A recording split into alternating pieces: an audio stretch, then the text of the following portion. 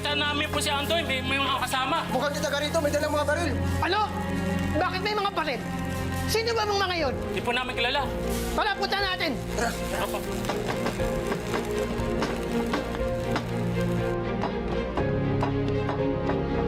Hoy, Andoy!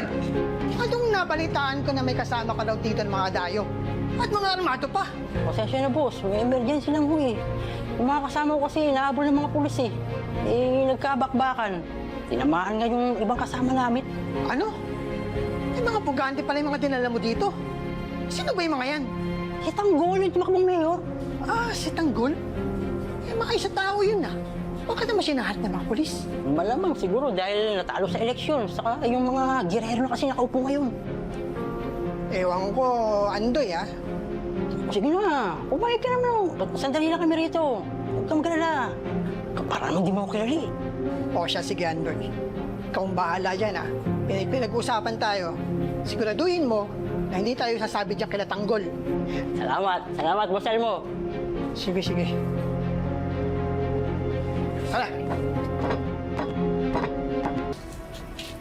Nakausap ko na si Boss Elmo. Ipinaalam ko na dito na muna tayo pansamantala. Nalinis ko na to. Pwede nyo nang gisingin. Sige na. Gisingin niya si Tanggol. Mga Andoy, hindi nga namin alam paano namin sasabihin kay Tanggol na patayin ng mga kasama namin.